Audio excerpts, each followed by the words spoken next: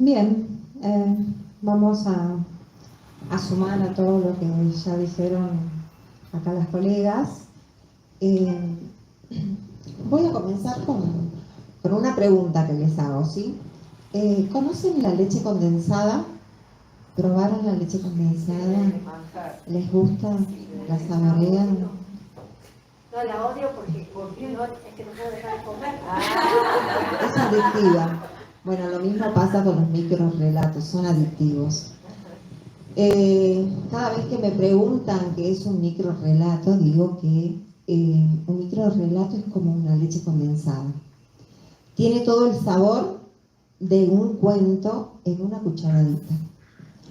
Al ser este condensado, concentrado, permite a los degustantes saborear minuciosamente cada palabra que compone el relato, en donde cada una de ellas tiene su gusto potenciado, que a la vez estimulan nuestra imaginación y nos invita al rico juego de completar espacios divididos con la propia imaginación. Y siguiendo con esto, ¿cómo se escriben microrrelatos? Escribir un microrrelato es un arte, ¿sí? Como el escribir es un arte, cualquier tipo textual. Es el arte de condensar la historia. A veces tenemos una historia, la idea de una historia, y a veces las historias, cuando las empezamos a escribir, empezamos a armar la trama y la historia se va haciendo demasiado larga, ¿sí?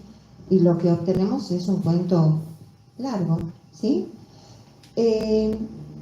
Pero condensar la historia es una capacidad, es una habilidad que hay que desarrollar, porque los escritores generalmente estamos acostumbrados a escribir la historia como nos sale, y agarramos la lapicera y empezamos a desplegar las ideas en la hoja, en la computadora, pero a veces pasa también esto de que queremos producir microrrelatos, ¿sí?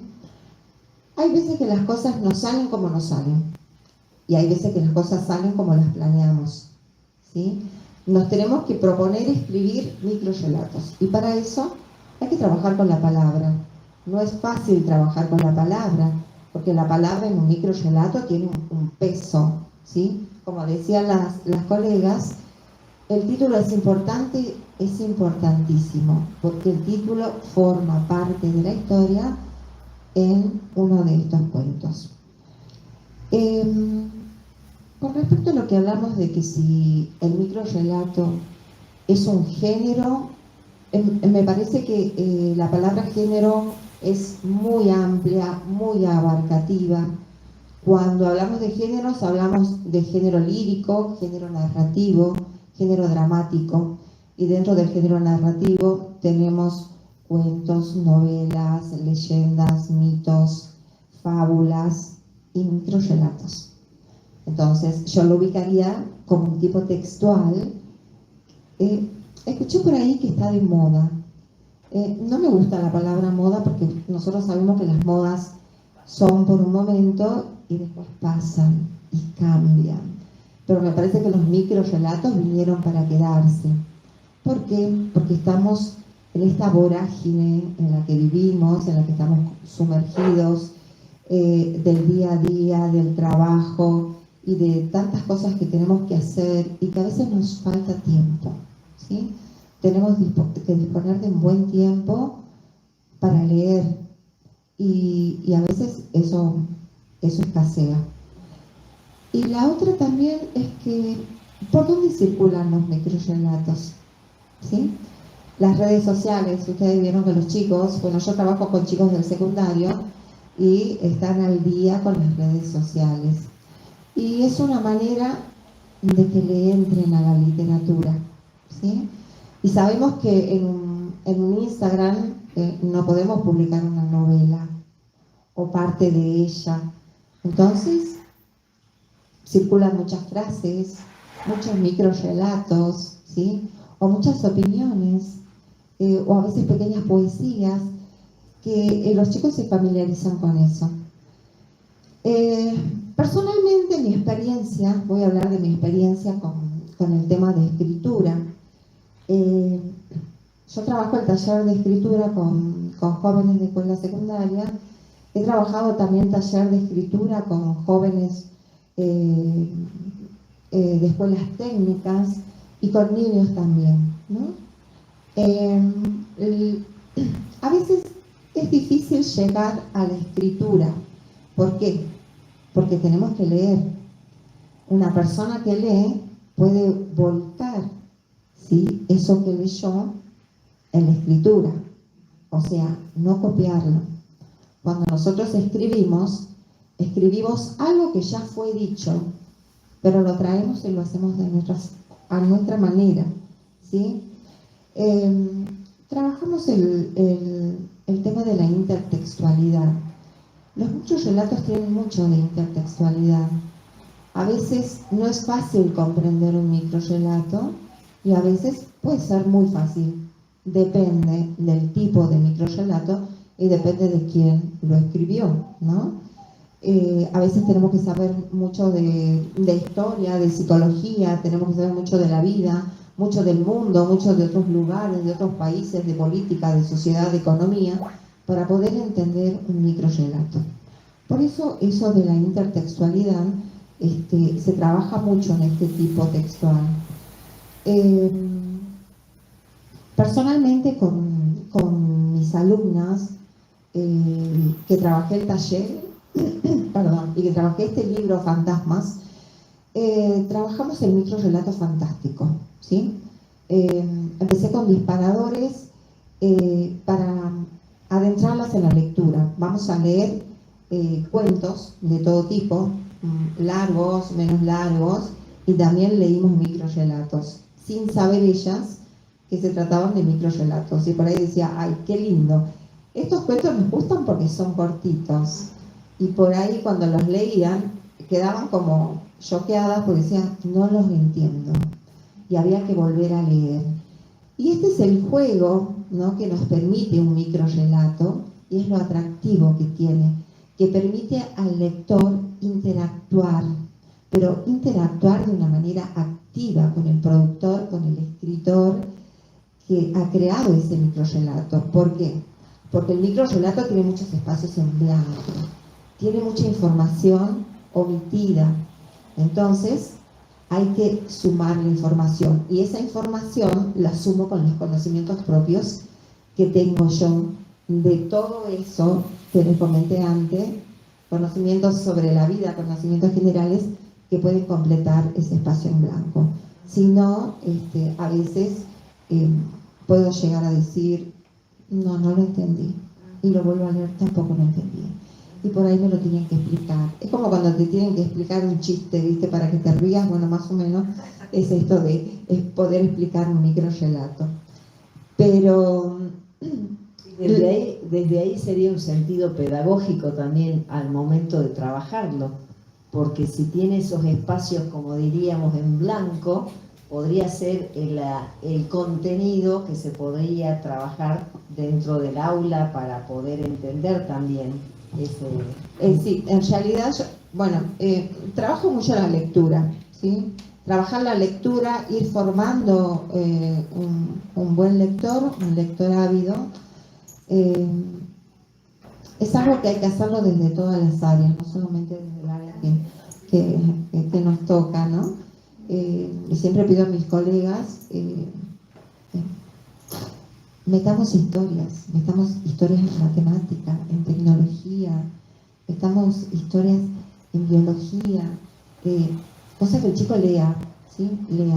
Pero no solamente el chico lee, obviamente, que literatura.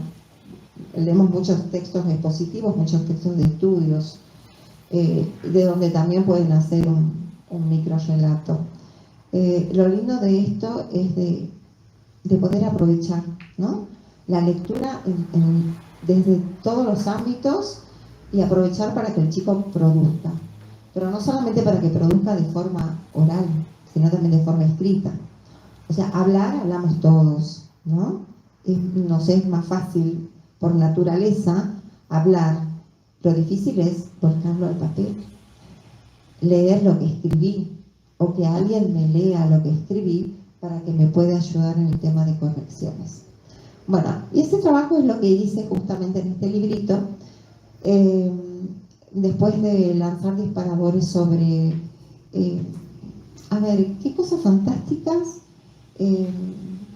nos pasaron. Seguramente que a ustedes alguna vez les pasaron cosas fantásticas, ¿no? Seguramente que alguna vez. Ahora, bueno, te limitemos a ver cuáles son esas cosas fantásticas. Por ejemplo, eso que cuando estás sumergido en un sueño y crees que despertaste y en realidad no despertaste. Seguís, continúas en ese sueño. O a veces estuviste soñando, despertaste y te diste con la sorpresa de que eso que viste pasar por la vereda acaba de estar en tu sueño. Es algo que me pasa a mí, generalmente me pasa. Cosas fantásticas. Y bueno, empezar con esos disparadores, y se los hago a ustedes, ¿no? Seguramente algo fantástico les tiene que haber pasado. Y empezamos con esta historia, a ver, contemos cosas sobre fantasmas, a ver qué nos pueden haber pasado. ¿Existen los fantasmas? ¿Ustedes creen en fantasmas? Les pregunto, ¿creen en fantasmas? Sí. Bien. ¿Creen en brujas? También. Ah. Hay un dicho que dice no creen brujas, pero de que las hay, las hay, ¿no? Y bueno, pero hay muchas historias de fantasmas y he hablado con gente que realmente le pasaron cosas en este ámbito de estar en contacto con alguien que ya se fue o con algo que no sabemos qué es, pero que está presente, existe, hace ruidos, me molesta, lo siento, me respira en la nuca, no sé, cosas así. Bueno, empezamos con estas historias y las chicas se prendieron enseguida porque todas tenían algo fantástico. En Salta los chicos están muy sumergidos con las leyendas. Salta, el norte argentino, somos de muchas leyendas. Y lo primero que los chicos cuentan es sobre la Llorona, el duende, los aparecidos, y bueno, que tienen que ver justamente con estos entes, ¿no? Con estas presencias que a veces llamamos fantasmas, que a veces no sabemos cómo llamarlas y las llamamos fantasmas. Les hice la propuesta después de leer, escribir. Dicen los que saben que para poder producir un tipo textual, tengo que dedicarme a leer ese tipo textual, impregnarme de eso. Yo para escribir poesía, tengo que leer poesía, pensar en forma de poesía, amar con la poesía, sentir con la poesía. Lo mismo pasa con los microrrelatos. Para escribir microrrelatos, tengo que leer. Son adictivos, sí, son adictivos, son muy lindos. Y una vez que adquiero inconscientemente, como adquiero el vocabulario, como adquiero la ortografía, como adquiero tantas cosas inconscientemente en la lengua, en la gramática textual, voy adquiriendo este juego rítmico, puede ser, podríamos decir, juego de palabras, que son los microrrelatos. Bueno, luego de hacer ese ejercicio con mis alumnas, les propuse escribir. Trabajé ahí lo que se llama, bueno, el proceso de escritura, ¿no? Pensemos, delimitemos qué queremos escribir, ¿sí? A veces, yo sé que a veces se le da una actividad a los chicos, bueno, escriban un cuento. ¿Y qué puede ser? No sé, pensar. A veces tenemos que ayudarlo, delimitar un espacio y decir, bueno, trabajemos con esto. Escribamos sobre fantasmas, bueno, escribamos sobre fantasmas. Escribamos sobre la rutina de la vida diaria en la casa. Las mujeres, bueno, escribamos sobre eso. O sea, delimitar los espacios está bueno, porque si no por ahí empezamos a divagar, ¿sí? Estoy hablando para trabajar con grupos, ¿no? Con grupos de personas, con grupos de alumnos, con grupos en talleres con gente que quiere escribir y le pone todas las ganas a eso. Bueno, de ahí surgieron muchos cuentos, muchos microrelatos que tenían que ser sometidos a corrección, lógicamente, ¿sí? Invité a compañeras para que me ayuden a leerlos, a ver qué les parecía. Y trabajar un microrelato es también tener que trabajar la capacidad de síntesis, ¿no? Tenemos que aprender a simplificar. A veces hay muchas palabras que dicen mucho y puedo utilizar pocas palabras y que también me digan mucho, ¿sí? Entonces hay que empezar a trabajar esa capacidad de simplificación de las palabras. Y bueno, surgieron así, les quiero leer uno muy particular, que cuando mi alumna me lo mostró, me sorprendí realmente, pegué un grito, dije, no puede ser, ¿existo? Ese es el título, ¿no? Entre signos de pregunta, ¿existo? Se paró frente al espejo y al no ver el reflejo de su imagen, dudó de su existencia. ¿No existo?, se preguntó, mirando sus semitransparentes y blancuzcas manos. Son, no sé si llegan a los 3 renglones, ¿no? Son un renglón y medio, un renglón y medio. Realmente es sorprendente. O sea, cuando los chicos captan la idea, pueden hacer grandes cosas. Hay que confiar en ellos. Ellos tienen que saber que uno confía y ellos tienen que saber que pueden, pero hay que darles esas herramientas, ¿no? Así como nosotras confiamos en nuestra escritura y sabemos que lo podemos hacer, ellos también están en crecimiento, están en pleno desarrollo, están aprendiendo y tienen que creer eso, que hay alguien que cree en ellos y saben que pueden. Y hay que apoyarlos en todo momento. Les voy a leer otro que se llama La espera. Era una niña de tan solo 10 años llamada Meredith. Le gustaban los gatos. Precisamente tenía 3 y disfrutaba pasar el tiempo con ellos. Aquel viernes 29, al llegar de la escuela, le dieron la noticia de que uno de sus gatitos había muerto, porque estaba muy viejo y enfermo. Llanto y tristeza. Una semana después, también pierde a su más querido perro, con el que se mataba horas en el patio de atrás de la casa. Llanto y tristeza. Luego de un tiempo, la pequeña se enfermó. Depresión, decían. Y una tarde de otoño, mientras se amacaba sola, volvió a ver a su nono. Junto a él estaba su gato mirándola, en su vaivén de juegos. Luego de esto, los 3 desaparecieron.